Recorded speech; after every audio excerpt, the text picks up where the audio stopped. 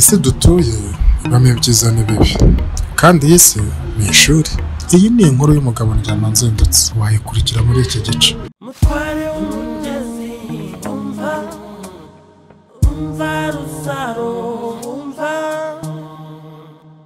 Mwana we njyambona bakubita bakongera bakanasoma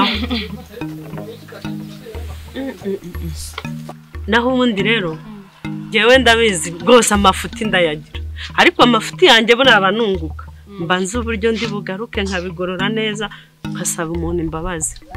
Navuze nereka nzinduke hakiri kare njye kureba uriya mwana musaba imbabazi z'ibyabaye ejo. Oya nta kibazo gatorana sa none ungana nka Angelique. Ibizami bigiye kurangira azahita azamubona. Naho ubundi rwose nta nubwo abaturanyi bagomba kubana bahanganye, ntago ari byiza. Ubu ingano yanjye kuko niyo kukunyuraho nagusuhuje. Oya nta kibazo rwose. Ahubwo se nibwirira misiyo nari nagutumye kundebera byagenze bite? Babara iyo misiyo ntabwo ashaka kuyibuka. Ngiso nono baranamuremeye isununu se yaranayifite byibuze na sununu. Noneho hari ikindi kintu cyanangaje. Uzi ibishyimbo bira bishyimbo batonora bira bintu bavanaho babyita ngo kera ibibabi biki bimwe batonoramo ibishyimbo babyita ibishogoshogo.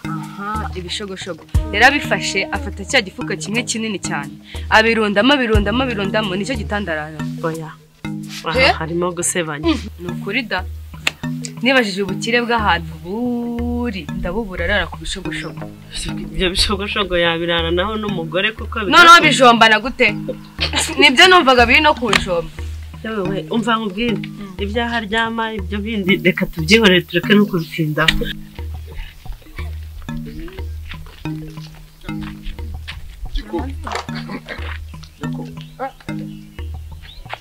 Muko wabagasha Niberina Ndyamanzindutse baruso uyu mukobwa ntago muzi se. Uyu yarankozeho uyu mukobwa Ndyamanzindutse. Ariko papa rusa reka nkubwiza ukuri nanjye kugukeka. Iki se kandi kuki ibintu byose urimo kugenda ubyibuka bira bintu kwisarishwa ntabwo ari wowe wabyiteye cyangwa wabyikoreshaga. Dasarasa urabona uyu ngo ari muzima. umva muko ubugamo n'ubutiko muri umudugudu nyene buhazi. Papa rusa rutamwuke nabi uyu ntabwo nta ruhare yabigizemo. Burya baravuga ngo ifindi rutwa na nyoko araroga.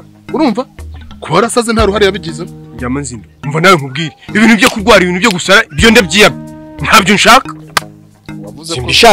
Wavuze ngo nyiri urugo yapfuye si uwo mwishe umukoreka nigende. Nako se barabuze rero. Umva none se kutageza gusura umukobwa wawe.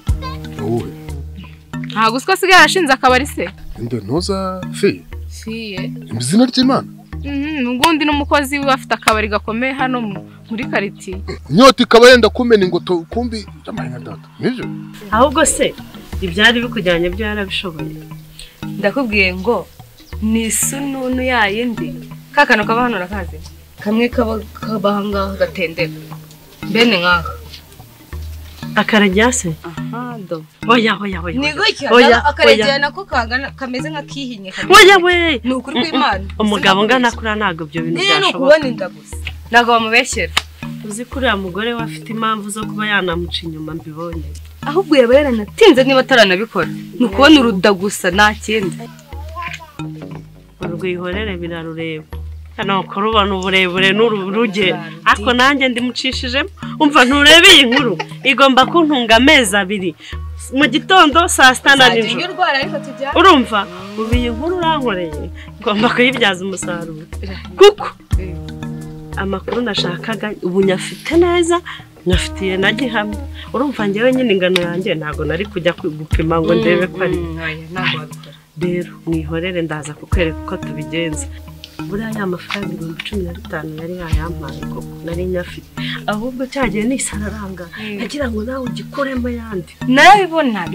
Wese nyuma niwe wabonye ko mubwira nti ntuva hatayaguhaye hari kuba dukoreye 30,000 ukarya yawe ntange nkarya yanjye niyo mpamvu ahubwo aho tuzajya duhurira hose tuzajya tuyamukuramo kugira ngo tutazajya tugira tuzajya tujya kumwe niyanga nzamubwira ko namenye ukuri nzajya ngenda mbivuga kandi azabyemera none ntabyo waruzi se akose umuntu ko fiyenze ko ari umunebwe mubi cyane mu mafaranga yakuye gukoresha akabari nta makuru ufite twagize gutya tugiye kubona tuna Fabrice amuzana igipfunyika cy'amafaranga kubende Fabrice ngo niyo yashinzemo akabari ngo undi umukozi wiwe Fabrice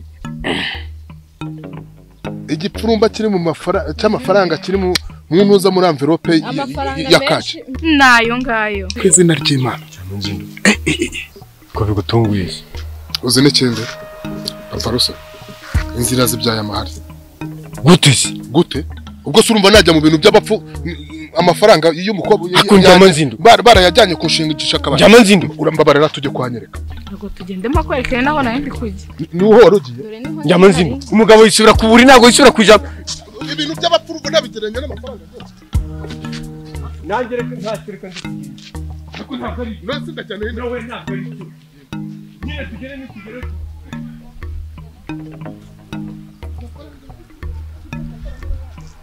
mwana wa reka nkubwize ukuri burangiye narakwitegereje sanga uri umukobwa uzi ubwenge ngenzi ubwenge ariko barananze pe rero niyo mpamvu ngewe nshaka no kukwinjiza mu tundi dukino twose ukajya wibonera amafaranga se noneho ni kwanda ahangaha rero tugeze ni kwa Ndyama nzindutse ako Ndyama nzindutse umuhora muvuga Ndyama nzindutse nuwahe ako ndabizi ko muzi nta mugabo ejo wubundi watunyuzeho ngo yabuze Bibiliya ntago byibuka umwe wari uri kumwe na Yasunono yandegeye umva ni indege yaharya simbizi umva mbwire nurebe ino nzu ngo yisuzugure uzi no imari no nzipakiye hose hano harimo iki muri iyi nzu isigaje umunsi umwe ngibwo kumva ntugakine n'abantu bubaka gutya baba bagira ngo nyine udakeka ibyo bafite hano rero harimo imari nshaka ko dukokora tuyishyikiriye gutya mu biganza byacu uhehe n'ubukene twaba tumuseze mana yanjye ibintu byo kwibangira niba ari ibyo nzanyemo rwose ntabwo mbiri wintenguha kandi ubejo wambaza ngo nakuyemo aho ngahe nawe ko nabonye utoroshye harimo akantu nta nubwo karemereye ni agapasi ngo bita ikarabi uzi miliyoni iguraho pasi wowe dukina n'izo miliyoni ako njye nifite business yanjye kuko ibintu byo kwiba mana yanjye ako sha muracyari abana mu mutwe ninde bakubwiye ko hari uwanga 100 muri inde erega iyo business yawe ukora uyongeyeho n'indi se byakwanga kunguka weno hano nkwereke badufate gusa wigenda se ukubita ibyo bikweto byawe cyane we waba ugiye kwiba imari wakagenda ugira genda ngo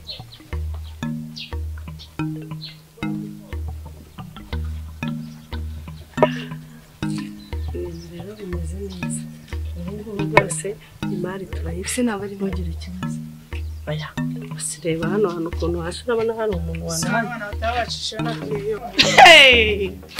ariko se ntabwo twakwiyamyanga ariko ntukavuge nabi inshuti y'Imana ubu ngubu hano muhanca koko mba nabagize ese uyu nawe n'umukobwa wanjye amazindutse ni umwana we wabaga i Kigali ariko yaraje aka ngaka ndakazi kansuzuguriye muri boutique yawe idafite rimwe na kabiri umva rero nkubwire buriya bwari kera ubu ngubu nakugira ubururu wese kugira ubururu siko wasaze ko nakugira icyatsi uyu muntu niwe wamuzanye anga ndavuze ngo muvana ubu se ngahora twirukana muri hejuru ko iki kigonyi iki kuramo itafari winjiye wose ko ubu ngubu gifite naho Imana suko ubwo mwarekeye ukuranga ndavuze ngo mugende hoya ahubwo si ibingibi uyu nguye babonye rero umuntu yakora umva mubwire nta nubwiye inzani ni yabo ntanagukanga iyi nzu ni ya Marewa maze Marewa arabakumbikiye akira Marewa ni so fata hano hano ukoze hano ntibugira niyo buba ntayinjira mu nzu mucumbitsemo umunsi umwe muri mwayisohotsemo ibyo reka mubwire ukoze ahangaha mvuga Marewa mpita nibuka kandi kawe ngwino nkwereke ngayinjira mbese mufite niyo buba bwabaye ubururu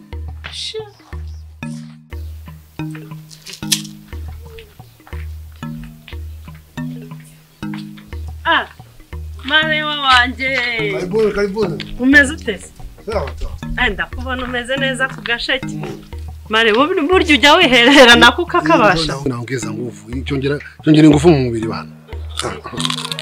Ntabyo narinzi nabamubeshe. Umeze ute? Sawa kabisa. Mare wiriwe mu rugo none wowe unicaye hano gutya. Ubu ufite ikintu wakeje ndakuzi. Nuko mfite umushyitsi. Ngaho umva iby'uwo mushyitsi kandi natwe twari tuje kugusura. Akima Fabrice wabaye. Mwigeze umpamagara hakundi atakusimu. Washaka kunyicira gahunda. Ubwo se umuntu wo mu muryango wanyu kuba yaza agasanga natwe turi hano ari cyo bitwaye. Ahubwo urabesha ubwo n'urukobwa urindiriye. Ndanabimenye nta nubwo mva. Wowe? Wallahi.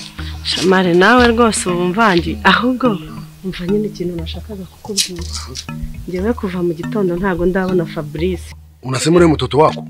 Umva ntago uzaho bigeze none. Uyu mwana nanze gukomeza mubungana kuri iri zuba. Naba asigaye hano ngewe ndaje. Sibyo? Ari ikibazo se? Kitoto. Ah. Dada. Dada. Yo. Batati.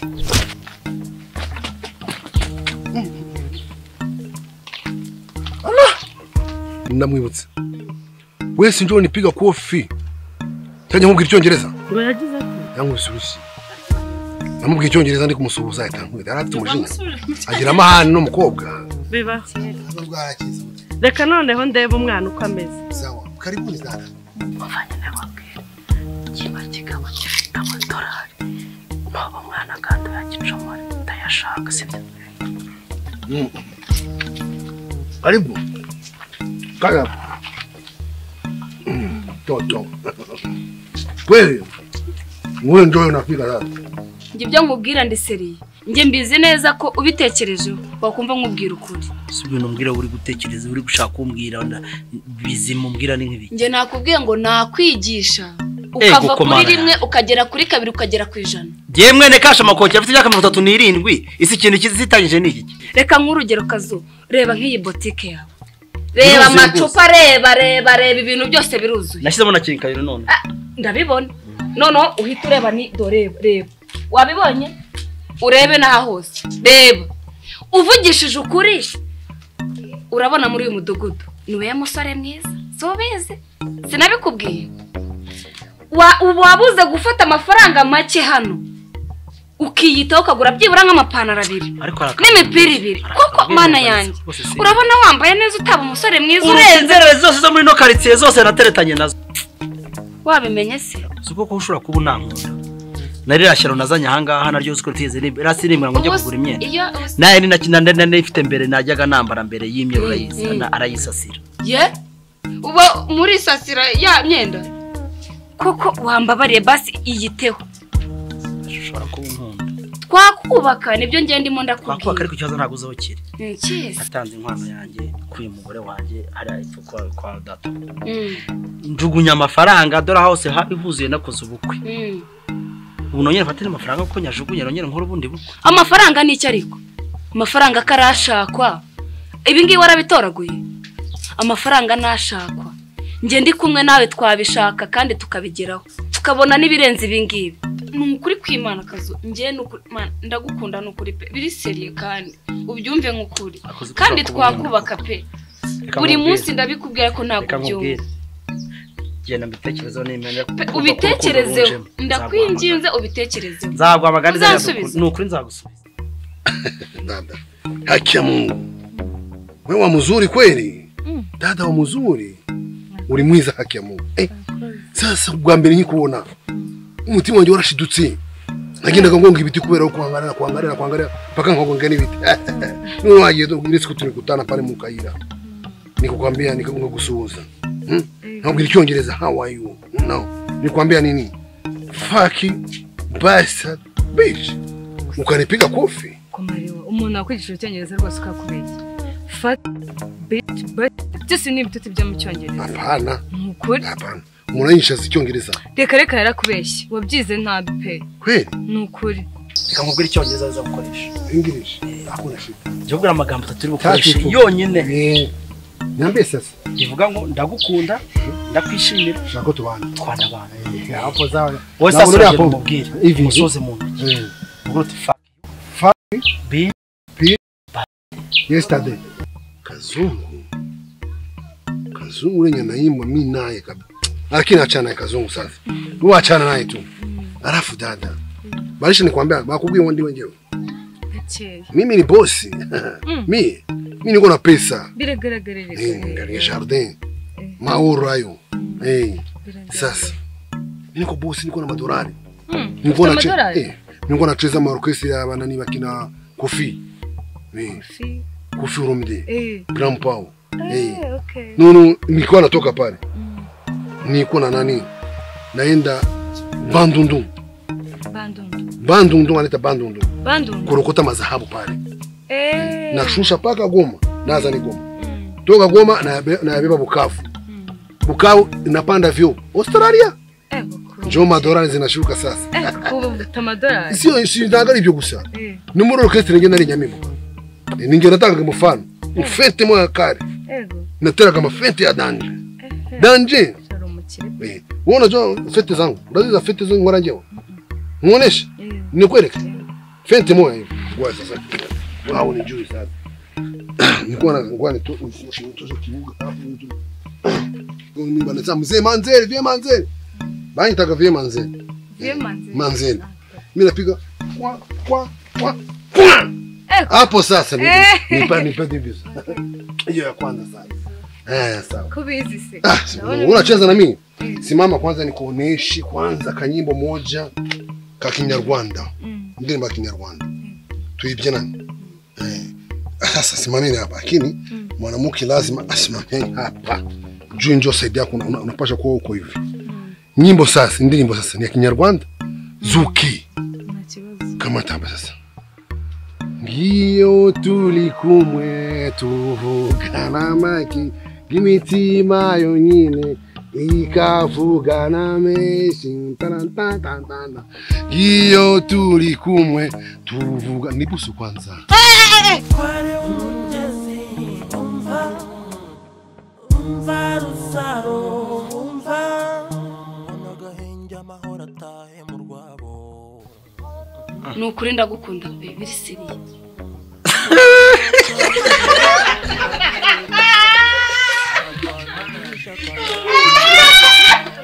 Ndaje kumwa kwibera. Nakora mwamweretse. Nakore hano nyine gusa. Oya ndaje kumwa kwibera.